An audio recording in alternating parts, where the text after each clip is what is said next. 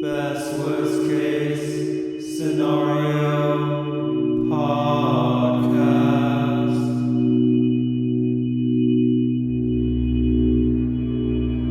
Tonight, me and Dana speak to you about an unassuming place. It appears to be merely a quiet bend in the road in southern Oregon. A town that many drivers pass through without a second glance. But in this town, there's a building that never sleeps. In its walls are many stories. Hushed whispers and fading footsteps echo down the halls. This place has stood, waiting, patiently, since 1883. What we're about to tell you is the story of Wolf Creek Inn. Long before highways cut through these mountains, before headlights swept across the trees, travelers moved slowly by stagecoach, on horseback, on foot. They were different days, harder times to be alive. Henry Smith was responsible for the construction of the inn, a merchant from Josephine County, Oregon, who capitalized on the boom in mining and mass migration west. His tavern would serve the steady current of settlers, gold seekers, and drifters moving along the Applegate Trail, and maybe travelers of the spectral kind. Ladies and gentlemen, this is Mayan. This is Dana. And we are your hosts tonight on Best Worst Case Scenario Podcast. BWCS. Supernatural, horror, puns, whatever gets you guys going. Whatever floats your goat. We talk about it. Yeah. And tonight, we're bringing you something special. Something we've seen with our own four eyes. Something spooky. Four eyes as in both of us, because we both have two. Not like we're wear glasses. We both don't wear glasses. Neither of us do. Not even contact lenses. But we're still nerds. We're still out here. And we chose this place specifically because this hotel, it's one of the oldest, right? Built in 1883. This place has everything. Anything you could want. Besides, a good meal? Good customer service. A nice comfy bed. It's kind of interesting because this town, Wolf Creek, it's up in the mountains in southern Oregon, and it feels very isolated. Would you say it's in the mountains? I'd say it was in the mountains. What would you call that? A valley above, up in the air. Some round hilly things that are up real high. I feel like it wasn't that high in elevation. It was high enough. I was high enough. No, you weren't. I wish I was. We had no weeds. If I was high, I might have experienced something spectral of the third kind. Okay. I just had to check the elevation. Yeah. 3,000 to 4,000. Okay. I guess it's kind of high. We're fucking up there. But it doesn't feel like you're up high, does it? It did for me. My ears were... I feel like Sherlock Holmes. My ears were popping. Didn't feel like you were high, did you? It was high. You weren't high. It was high. I felt a little bit woozy. Do you remember? Dana and I drove there, and when we got there, I got out of the car after we checked into the hotel. And he barfed all over himself. I actually shit my pants. No. But I felt woozy and a little bit like lightheaded. So I got him a little boozy to take care of it. And I don't know why that happened. It could have been the elevation. Could have been driving all day because it did take us a good chunk of time to get there. Could have been the weird Lovecraftian fishy people around there. You get off the freeway and it's pretty much right there. Yeah. Across the street from it is this little general store. It's got a sketchy vibe to it.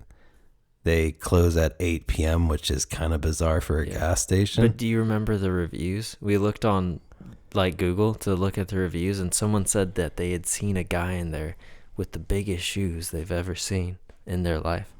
Yeah. And it was Bigfoot in disguise buying himself a 12-pack. It's a weird review, though. But weren't there were some other weird reviews too, right? Yeah. Like, people said, like, this place doesn't feel right. You don't feel welcome. Someone was saying this is where your wife gets kidnapped while you go in the store. Mm-hmm. Some really dark stuff. But it's got a kind of a creepy, sketchy vibe there. Because it's right off the freeway, and places that are right off the freeway are usually kind of dicey because you get transient people. I also thought it Drifters. was weird that the gas station store thing closed at 8 p.m. That's kind of early. Because that's when the werewolves come out, and that's when you got to get inside. You're right. Hide your kids. Hide your wife. They coming in your window. So before we sort of checked into the hotel, we took a walk around the neighborhood too, just to get a vibe of the place, and that was a little off-putting too. I felt like I was in like The Hills Have Eyes. Why? And why? Because it felt like eyes were on us from the hills, like that movie suggests. Yeah. And even though there was people somewhat around, and we even passed a school, and there was like kids playing, and I was like, okay, there's Wait, families. you saw kids playing? Yeah. Really? I was like, there's families up here. It still felt like it was like some weird, like you said, Lovecraftian town where everyone is fish people, and they like they hate outsiders. Yeah, for you H.P. Lovecraft listeners, it was kind of had like a Dagon vibe to it. Like you were an outsider, and people were just watching you through their window. Yeah, you're just waiting for these fishes to jump up on you. It's a good place to be a white person, I guess. Yeah, and it was weird. The whole situation, I just felt weird being there. Maybe it was because we had the expectation of we're coming to this haunted place, so we're like looking at everything through a different lens. That could be. If you want to be boring about it, yeah. No, I'm just trying to think about it here. Like, why was it so weird? Yeah. But mine almost got attacked by a German Shepherd, so that was exciting. I was like, Dana and I were walking back, and this German Shepherd was like sitting in front of a house. And I was like, Dana, just walk by it, don't acknowledge it. And we got like halfway past it, and then it just started like, hey, cracker, freaking out. It started like harassing me. And I was like, just pretend it doesn't exist. Because I've been around enough dogs to know that if you show fear or you react to them, then they like they get more into it. And they're like, oh yeah, this is what I like. A little bit of fear. It's more than just dogs. Pretty much everything. Psychology. I was like, make it feel insignificant. Like women don't show fear. Well, I don't know if I jump think of all women over like dogs attacking me. Some of them. But don't show fear. But let's get back. So we got back. We did our little walkabout. Yeah. Felt like we were in like Chainsaw Massacre. Got back to the hotel. What's first impressions that you had like being there? Like I should have got a Best Western. I thought it was kind of cozy and quaint. I would say it was a little quirky, a little bygone, a little eerie. Yeah, and just to kind of paint a picture for you guys, it's this large white colonial looking house. It looks like a big house. 2 stories, right? Unless you plus count the attic. The hidden basement. And the attic. But built in 1883 by pioneer Henry Smith. That was Mr. Smith, because they all had fake names back then, because everyone was a vigilante. He was a businessman and entrepreneur of the time. And I don't know if we said this before, but it's the oldest continuously operated hotel in the Pacific Northwest. The oldest. Which is what sort of drew us to this spot. Also, it was convenient for us to stop because we were going to California for a family matter. But it sits right off the freeway, so we're like, heck yeah, we're gonna stop there. Yeah, let's just get our butts touched by some ghosts on our way. Yeah, we'll get to that part. So the original purpose of the hotel was a stagecoach for stagecoach drivers and travelers on their long, grueling ass journey. And I think it was like a popular stop for people traveling between Sacramento and Portland, or vice versa. Drifters, miners, Grifters, prostitutes, the likes. So we got there, and we're ready to fuck shit up and break some timeless artifacts and vases in there. Maybe bust out some tunes on the piano. we came in like Miley Cyrus, guys. Yeah, we came in like a wrecking ball. Balls. But it was a cool place. I walked in there, and I was like, these like, oak-looking floors and nice shit. Like these corridors look like The Shining. We went in, and this kitchen guy came out, and he's like, "How can I help you?" Yeah, and we're like, we got a room, and he was like, okay. So he stopped his kitchen duties, and he showed us the place. And he was so enthusiastic about it the whole time. He was not a believer in the paranormal. Yeah, we asked him. We're like, hey, have you ever been touched? Yeah, he shot me down real quick. Have you ever been touched by a ghost? You ever been touched? Do you want to be touched? And he was like, no, I don't believe in that stuff. And I'm like, because we could make it happen. Okay. We could have a 3-way. Boring, but okay. Yeah. Where's the spice? That's the spice of life. The spice is in the kitchen where he belongs. Yeah. So burn. He showed us our rooms, and which we got a twin bed, or a twin beds. I mean, not one twin bed. We that shared would that would be terrible. We half-assed it. One butt cheek. Yeah. Yeah. No, that would have been the true horror story. Sharing a twin bed, man. No, that was a luxury for us compared to what happened later. So we checked into our rooms, and then we just got a feel for the place, and this place. And it felt us too. Got a feel for us. It did. Yeah. But this place, you could feel the history in the building, because this place goes way back. Yeah. It was known as a first-class hideaway spot or a retreat for celebrities of early Hollywood to escape the public eye and get a breather from the hustle and bustle. Dude, like, what was paparazzi like back then, though? Was it like a dude with like a fucking sketch pad, like drawing celebrities, or like how much could life have been that like crazy for Hollywood celebs back in the day, for them to be like, oh no, I gotta get out in the country. Imagine being a photographer for a magazine back then. Yeah, because it takes like 30 minutes to develop or whatever. Fuck, he moved. Wait, you can just stand there for 10 minutes, please. That's how long the exposure is. God damn it. 5 minutes. Dude, paparazzi, what a shitty job. But yeah, the celebrities hung out there, kind of like their secret spot away from. And whose secret spot was it?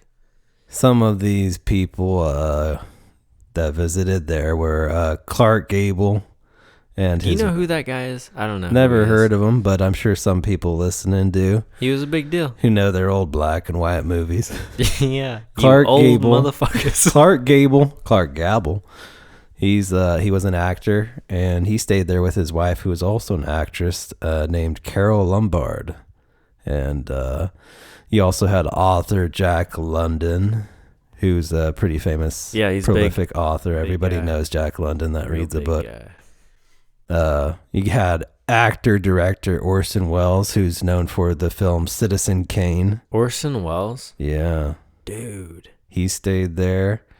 Wait. Orson Welles, Animal Farm. No, that's another. God damn it. You're thinking of, I think, George Orwell. Fuck. Yeah, I am. God damn it. Orson Welles. God. Little difference there. Yeah. You can see where you got your your wires crossed. Yep. Oh, well. Oh, well. Known for the film Citizen Kane, which is like ahead of its time. I actually want to check it out because some of the shots. You haven't seen that? Have you? Yeah. I heard some of the shots are like groundbreaking. Yeah, if you're like back in the fucking olden days. Talk about long exposure. And then we have other celebs, including John Wayne and Anthony Hopkins has stayed. Wait, Anthony Hopkins? Yeah. You're saying back in the day? Is he that old? No, I just kind of going chronologically. Okay. Here. I was like, Jesus, that dude's old. If he was like around. He is old. They probably stayed there like in the 50s, between the 50s and 70s. I don't know. Yeah. Anthony Hopkins stayed there. That's cool. I smoked weed with Anthony Hopkins. What is that from? What is that You don't from? know? No. It's Step Brothers. But it wasn't Anthony Hopkins, I don't think. John Hopkins. I smoked weed with John Hopkins. Yeah, that's a hospital. Yeah. He was lighting up every day, man. So yeah, so you got a little history of this place, and then if we fast forward a little bit, it gets restored and purchased in 1975 by the Oregon Department of Parks and Recreation. Fun stuff there. The project completed in 1979, $1 million later. Wow, I Little feel like pricey. I'm on a tour guide with you, man. You should be a tour guide. It's been managed by Andrew Schroyer since 2018. And we'll talk about him a little later. Andrew who? Andrew Schroyer. That's a mouthful. So basically, this hotel that we checked out was rumored to be one of Oregon's most haunted, with various paranormal investigators visiting the site, such as the popular show Ghost Adventures back in 2017. Wow. They checked it out even. Damn. So this place is legit. That means we're legit. Oh yeah, we're too legit. We're too legit to quit. If they checked it out and we checked it out, Then the we're most then we're as good as Ghost Adventures. as good as Ghost Adventures. And they're not great. and if it's the most Amen. And if it's like the most haunted place in Oregon and I didn't get so much as a booty tap, then what does that say about ghosts and hauntings? I tell you, there's some rest areas in Oregon that are more haunted than that place. Mic drop. Do not tell, man. So I'm done with my spiel. Okay. You got a little history there. So We can get back to our experience. the history of this place waxes and wanes, but the main thing you need to know, Waxes and wings. I don't know, but the main thing you need to know is that Dana and I went there, and we're going to tell you what we saw. And what we didn't see. So if you guys aren't followed or subscribed to us on YouTube and you want to actually see what this place looks like, please go check out Best Worst Case Scenario podcast YouTube channel, because we have footage up there of this place and us walking around and Yeah. Best Worst Case Scenario podcast. Or we're at BWCS podcast. Another way to get to our YouTube channel is if you check out our Instagram or social media.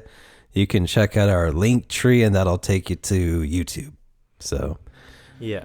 So we stayed there, and I gotta say, from my experience, I didn't witness really anything supernatural until we went to the second story. the second story. The ground floor felt very normal. In fact, it kind of felt like a homey place, just a nice, comforting place. There's a kitchen in the back, and then to the left you have this long corridor with maybe like 5 or 6 rooms along either side. You come back to the front door, and there's a staircase with carpeted steps that leads up to the top. Now, when you go up those steps, that's where the true historical, like, landmark stuff begins, because what they actually did was they quartered off these rooms, and they kept them just as historical. So they put like these placards, and they would say not only who stayed there, but like the types of shit that happened there, including all of the supernatural like stuff, right? And all the prostitution. All the terrible. That's nasty why Jack things. London stayed there for a year. Yeah, because them prostitutes at Wolf Creek Inn, man. He was getting Now some. he was there with every his night. wife, man. Although I don't know. No, that their was Clark arrangement. Gable. Was it? Yeah, Jack London went there without his wife. I thought Jack I'm London kidding. was there with his wife. I'm sure he was there with his wife. He was. And they both wrote stuff. Yeah. But anyways, upstairs, not only can you go out on the balcony, but you can peep into these rooms that have been kind of kept the same, mostly. Yeah, these rooms look just like not just like they did, but very similar. They're like memorial museum type things, but you can walk inside of them. Yeah, like Jack London's room is the most popular museum-like room you can go to. It's got his name on there. There's books. There's a lantern. His bed's made because he made it every day. Yeah. I don't know. He was a swell chap. But the reason I bring up the upstairs is because when you get up there, you feel this like silence, this almost like your ears are stuffed with cotton. It just feels like you're in this like dense, palpable, like you're moving through butter, through this paranormal butter that's just hitting your face. And that's at least the impression I got.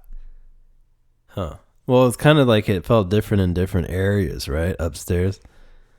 Like the ballroom. It had a lighter vibe in there. Kind of more open. And then when you go down the hallway, you got Jack London's room on the left. And then some other rooms or whatever. But it felt heavier in that hallway.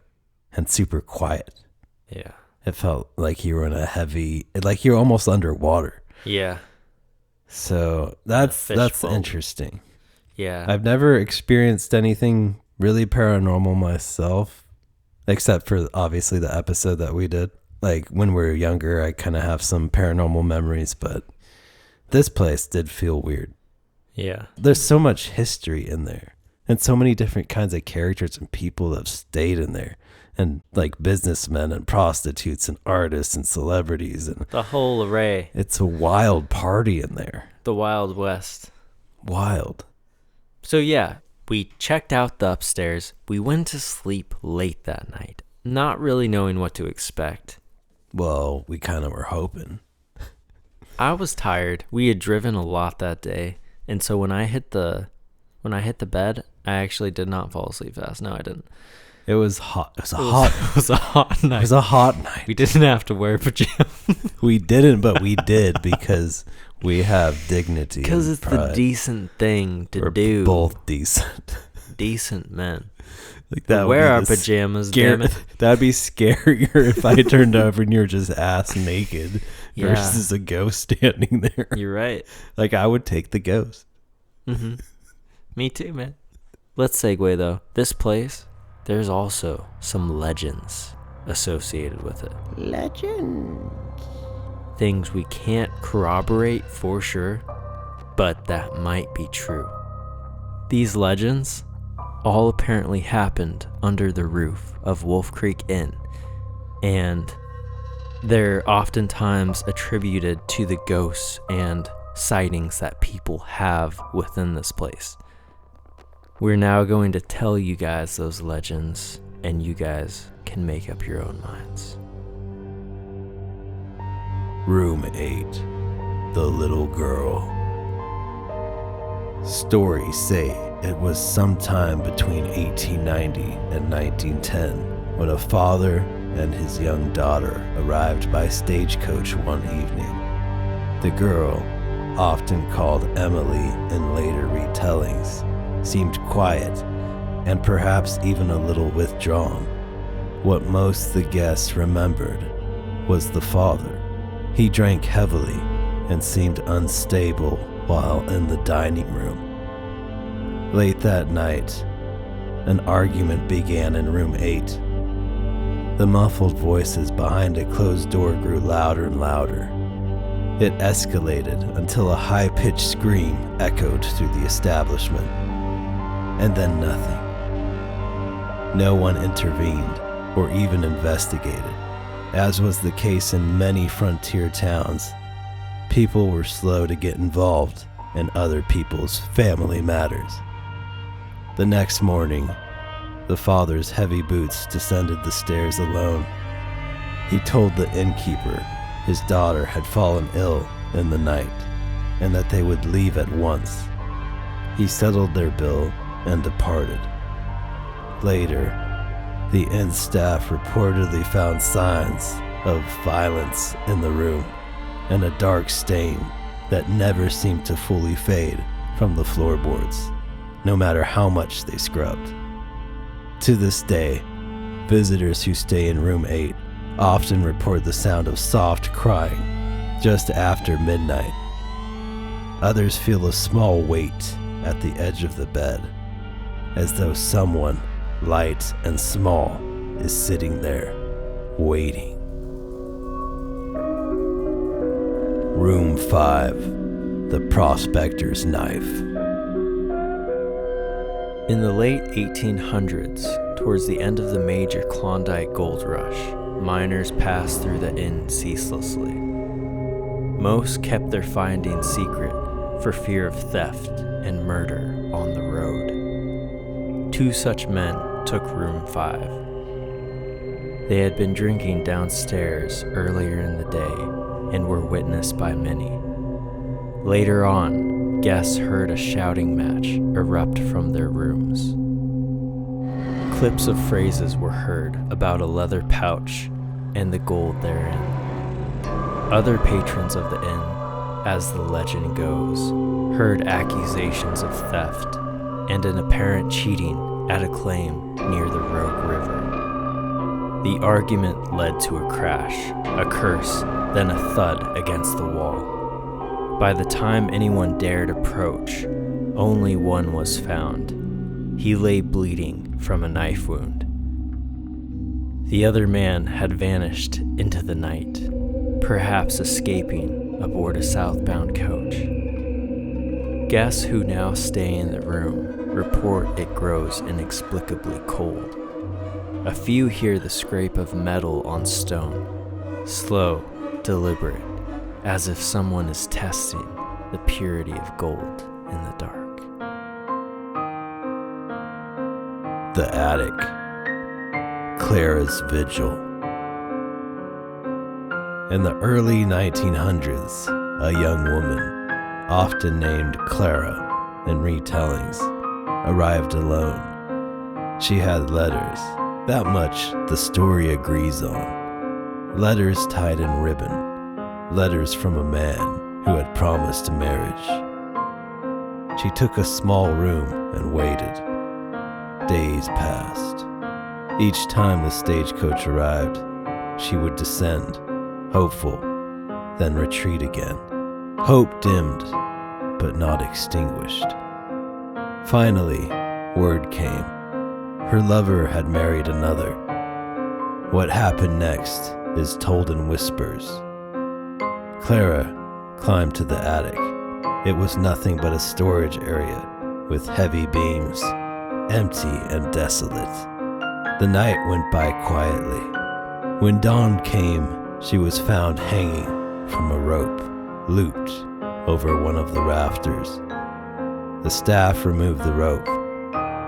The beam still bears a faint groove. Guests in Wolf Creek Inn report hearing slow footsteps overhead when no one is lodged above them. Some claim the attic door feels heavier than it should, as though it's holding the heavy weight of a lonely woman's grief. The Basement. The man who lost everything. After the Wall Street crash of 1929 and the subsequent Great Depression, a new kind of silence settled over the land. People moved to and fro with bent backs, and a strain seemed to hang on their every word. One man, remembered only as Mr. Carter, arrived with a single suitcase and hollow eyes. He stayed several days, drinking alone in the dining room. He spoke little, but the few words he said suggested he had lost his fortune when the market collapsed. One evening, after his usual drinking, he descended to the basement, a place of nothing but coal dust, storage crates, and shadows thick between lantern beams. A single gunshot reverberated throughout the inn. His body was quickly found in the basement. Some visitors of the inn claim that late at night, a faint crack echoes up the stairwell, not loud, but unmistakable. Others describe a pressure in the air near the basement steps, a heaviness of a life past all hope of living. Room 6. The couple who never checked out. A well-dressed man and woman arrived with minimal luggage. They were quiet, avoiding questions. They signed the registry. They requested room 6. They were seen entering the room. No one remembers seeing them leave. The next morning, the door was locked from the outside. Inside, the bed appeared unslept in. No bags, no garments, no trace. Some versions suggest elopement. Others hint at foul play. A few insist the couple was never entirely real, that no stagecoach driver recalled delivering them at all. Room 6 has since gained a reputation for unease. Guests report the sensation of being watched. Occasionally, 2 impressions appear on the mattress, side by side, though no one lies there. No record confirms what became of the couple, only bleak speculations of the end they might have met. Well, what do you make of those, Dana? It's hoo-haws and hill-hollerins. I don't know what that means. I think you just made that up. I did, but it's another word for local bullshit. Hill-hollerins? I don't know. I'm kidding. Those are creepy. I would say the first 2 or 3 were pretty realistic. Sounded like it could have happened. The details were just enough, but not enough to keep you guessing. Yeah. Yeah, what do you think? What do you say over there? Well, I agree that these stories might seem far-fetched, but Oh, they are. I think that all stories are based in some sort of truth. But now they've reached a point where they're just exaggerated and they're these crazy things. Because there's another legend about this place, right? Like something supernatural. Oh, yeah. Well, the hotel manager, the one that's been there since 2018, Andrew Schroyer, I don't know if I'm saying his last name right. Schroyer, Andrew, he described in an interview that I watched with Kobe TV, NBCS on YouTube. You can find it on YouTube. He's describing the paranormal activity. And this is what he says. People will hear voices in the ballroom. Children running around, kicking a ball. Your toes being played with in bed. That's a weird one. And I was just thinking maybe it's actually him. He's the ghost. It's like this ghost really likes your toes, man. Yeah, and it seems to just play with pretty women's feet. That's so curious. Isn't it? I think we need to investigate this Schroeder guy. It's Schroyer. Schroyer. So obviously in that, what he just said there, the interview, there's some weird stuff that's happened there. Some general phenomena. It includes a heavy perfume smell in some of the rooms. Unexplained footsteps, children's voices, baking pans have been thrown around in the kitchen at least one occasion. You have some extreme temperature changes. I think those are rare. Some cold spots.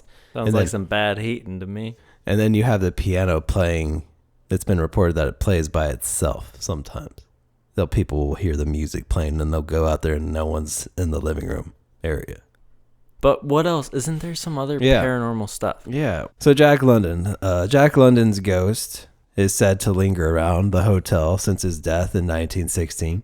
But he stayed there like twice. No, I think he stayed there a couple times. But he stayed there for over... a couple times is twice. But he stayed there one time for a year. Whole fucking year. Okay, but his ghost out of his whole fucking life was like, I'm going to haunt this one place that I fucking stayed at. Maybe that's where he wants to rest.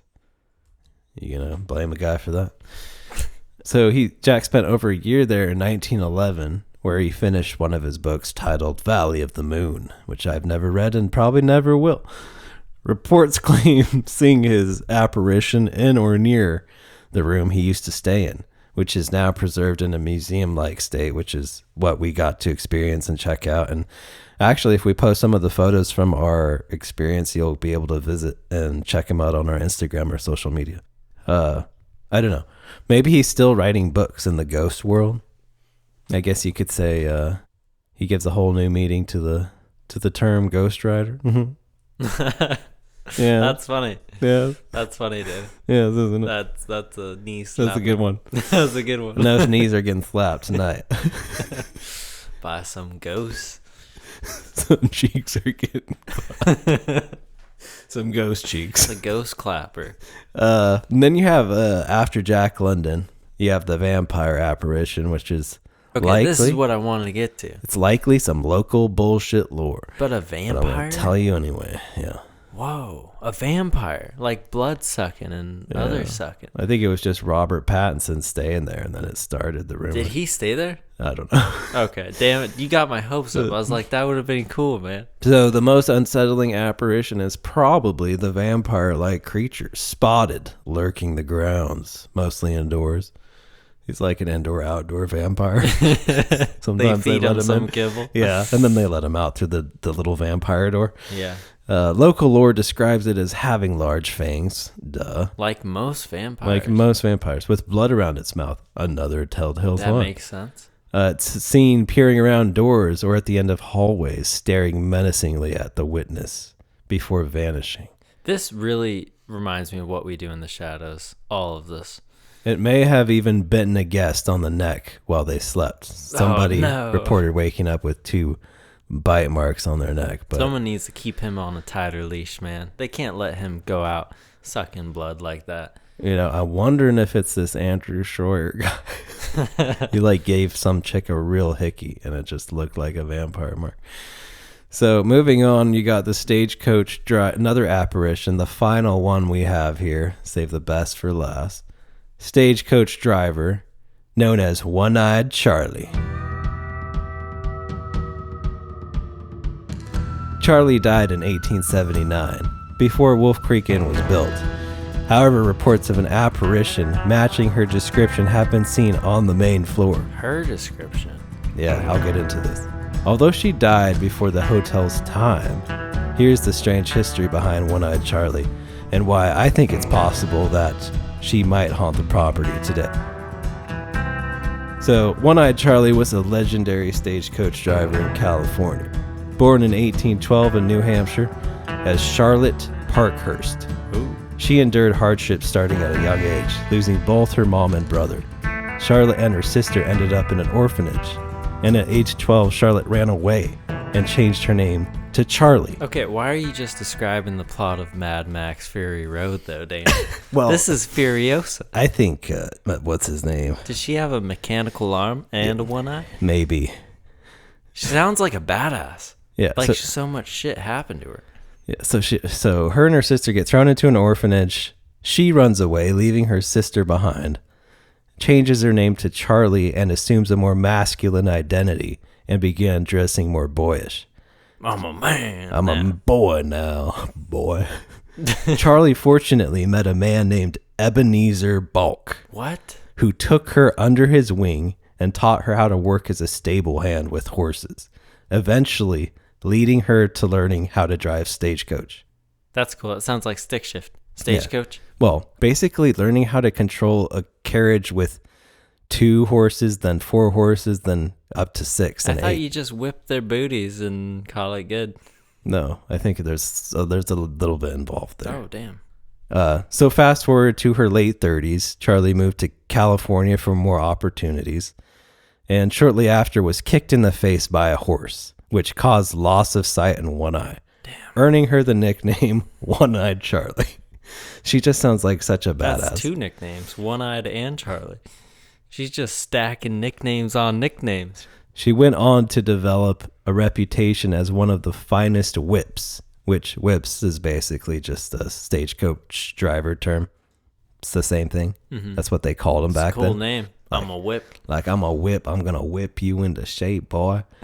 Whoa. One of the finest stagecoach drivers on the West Coast. That's what her reputation was. What does that mean? Like she drove them the best? Those horses listen the Well, best? stagecoach driver is basically like calling her a bus driver of the olden days. I know, but like how good could a bus driver be for you to be like, that's a fucking good bus driver? Like he fucking drives that bus like no other. Because the bus, it would be like having the bus has like 6 living engines in it and you have to keep them all together. She has to learn how to train them, like, because she's taking them on long trips. Applegate Trails, probably parts of it are treacherous. Yeah, she knows those roads like the back of her hand. Yeah, so she's the best. She's the fucking Jason Statham of the West Coast, and I think she would have inevitably passed or stayed at the Wolf Creek Inn during the journeys there. But wait, I thought you said I know. Okay, So she wasn't there, but along the Applegate Trail, so it was right in that area. So I think the possibility of her apparition there is kind of, there because she was in that area on that road. The Applegate. Yeah. And one final interesting fact about Charley is all her friends and neighbors throughout her life didn't realize Charley was biologically female until her death. Dude, this is Blue Eye Samurai. After identifying the body, examining doctors also established that she had given birth at some point. They're like, hey, One-Eyed Charlie's got a big belly for like 9 months. Yeah. But now he lost all the weight. Push-ups, man. I pump out push-ups. Every time I stop, I just fucking do some push-ups. Yeah, I could just see those doctors too, or the neighbors seeing her body. Like, I haven't seen such perky moves on a man before. What a beautiful face, this Charley character. Yeah, so she was my favorite kind of character. She sounds like I said, real she sounds cool, like adventurous, Furiosa, man. adventurous spirit. I know she like busted out of her orphanage and just made her own life. Their one eye. Lived it her way. Anyone with one eye is cooler. They're twice as cool as people with 2 eyes. If you have 4 eyes, you're a real nerd, and if you got 2 eyes, you're okay. But if you got 1 eye, you're a badass. And if you got no eyes, then you are Neo. You're the best. Right, and why is that? It's because, like, with glasses, it says that you read too much or you're always looking at a screen. It says that you get too many wedgies. No glasses means you're not really reading. One eye with an eye patch says you're like you can't even judge distance with 1 eye. But you're kind of a badass for being around still. So driving stagecoach, not being able to judge perception and distance. Yeah. So there you have it. Wolf Creek. Case closed, guys. Yep. That's the doozy of the day. That should be a segment we start doing. Doozy of the day? Doozy of the day. Yeah. You could have been Charley, One-Eyed Charley, and had to hide your boobs. Giant boobs. Hide your boobs forever. For 40, 50 years. People just think you're chunky when you're giving birth.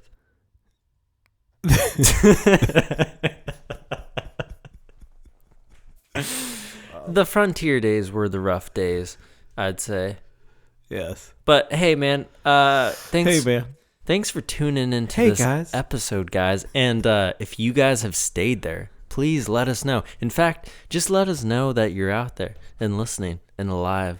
Yeah, drop a comment or rate our show, Yeah. Tell us how you really feel. Send us a DM of like something spooky that happened to you, and maybe we'll mention it in the next episode.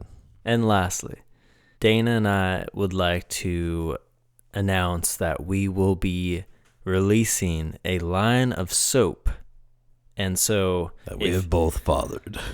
We have mothered, just like One-Eyed Charley, the soap. And if you guys really appreciate this podcast, please check out our soap. It's going to be in the description on YouTube. We'll start showing it and sort of advertising it through our social media too, so you'll see it on there. Yeah, but check it out.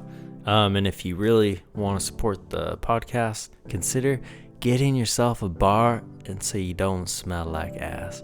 For just $50 a bar, you could just smell like $1 million. You could smell like the best thing around. Yeah, ain't no ghosts, all the ghosts are gonna be touching your booty if you're smelling like our soap. That's genius branding. Yeah, we are not responsible for any paranormal touch. molestation. Yeah. Anyways, this was Mayan. This is Dana. Yeah, thanks for coming along this haunted, spooky journey with us through the Wolf Creek Inn. God bless. Good night.